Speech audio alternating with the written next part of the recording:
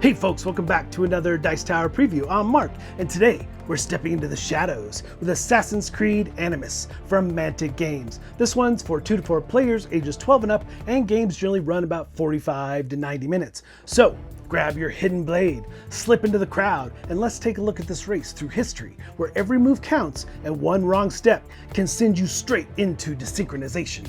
In Animus, you're not just controlling an assassin, you're stepping right into their memories. You'll choose a legendary figure like Altair, Ezio, Connor, or Ivor. Set up your personal board and plug into the Animus cloud, which is located in the middle of the table. That's the shared hub.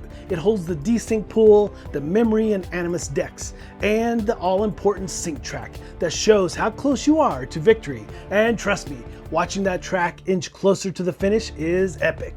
So each player, or each assassin I should say, has their own fold-out player board, and this is where the game really comes alive because your board shows the paths you'll follow, the spaces you'll land on, and the 3 big locations where targets and memory blocks can show up. You'll have slots for your draw deck, any special deck your assassin comes with, and your discard pile, plus equipment slots for up to 3 pieces of gear. And each assassin has a special rule or action right on their board, which gives them a unique flavor.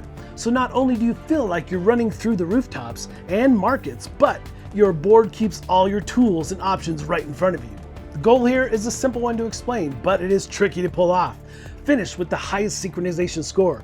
You'll climb the track by taking out high-value targets, but every desync token you pick up along the way is going to drag you back at the end of the game. And those tokens, yeah, you really don't want them. They're like bad Yelp reviews. You just can't get rid of them fast enough. Things wrap up as soon as someone takes their 4th target, or in a 2-player game, their 5th, or if the desync pool, memory deck, or Animus deck runs out. So, your turns move very quick in this one. You'll follow the arrows on your assassin's board, landing on the new spaces and facing any challenges there before taking the space actions. Land on a light-colored combo space and you go again immediately. And if you can chain them together properly, you can pull off some really big turns. Those are the moments you feel like the parkour master of Florence. But if you ever get boxed in with no legal path forward, you take a desync token and reset back to your Animus space, which feels a lot like hitting reload checkpoints when you didn't mean to. Challenges in this game is where the tension really spikes. They come in 3 flavors. You have stealth, fight, or assassination. You declare the type and difficulty, then equip up to 3 pieces of gear from your hand. Your opponents can secretly throw Animus cards at you to make things even harder, revealing them at the same time. And if they did play one, then they can draw from their own assassin deck. Now, in a 2-player game, your opponent can even commit 2 Animus cards. You can play 1 reaction card if you've got it, and ready your gear, and then compare your total fight and stealth values to the challenge. If you hit the number, you're in the clear. If you fall short, you can still succeed by taking desync tokens equal to the difference, or you can resync, basically regroup back at the Animus space and reset your deck.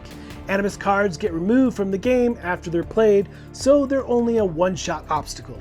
Now, those assassination challenges, those are the big payoffs in this game. Win one and you move to the space shown on your board, and you'll score the target's sync value. And the player to your right draws Animus cards until they have 3 in hand.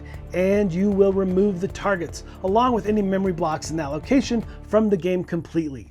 If there are other targets there, they stay put. And let me tell you, pulling off an assassination cleanly feels just as satisfying here as it does in the video game, minus the actual rooftop jumps, of course. So those memory cards that we've been taking a look at, they keep the world shifting, and each player will contribute their specific cards, and you'll shuffle that deck together, putting it around the main board.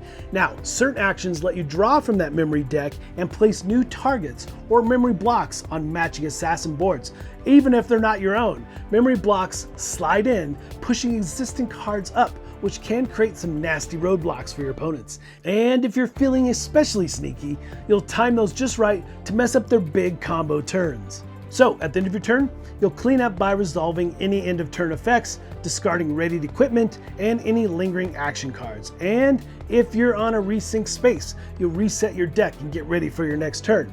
Now, what's neat here is that it captures that cat and mouse tension of the video game.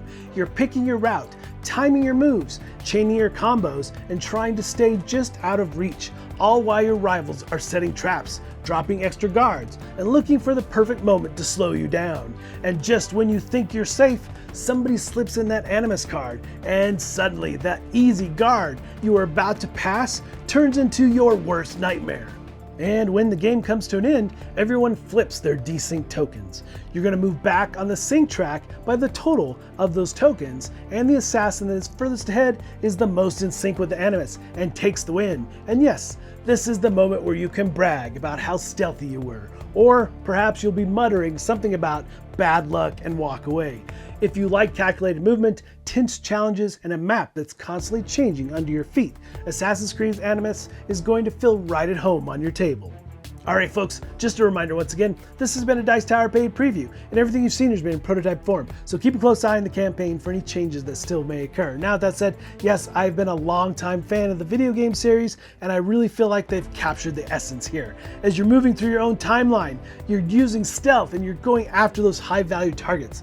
And I just like how you have your own special cards, special abilities for the different assassins, and then how you have the memory cards that come into play and opponents can mess with you, put memory blocks in place, and you have those Animus cards that bring up the challenge even more, and it really evolves over time as you play for sure. Now, the other thing is that it truly feels like a race. You're trying to get the either 4 or 5 of those high value targets taken out before your opponents do, but that doesn't mean you're going to win. You might not win based on desync tokens, and there's different values for those tokens. It could be 0, 1, 2, 5 even. So that can really slow you down at the end of the game from capturing that win. So there are ways to get rid of desync tokens as well. You can see that on your timelines, and it's going to be different for each of the assassins. So there's a lot of neat things going on here, and obviously having the different types of gear and using those gear abilities to move through and go after the targets is definitely a really cool aspect for sure. But folks, ultimately, if this looks like something of interest to you, I'm sure they'd appreciate your support. So I think that's it from me, and until next time, we'll see you at the table.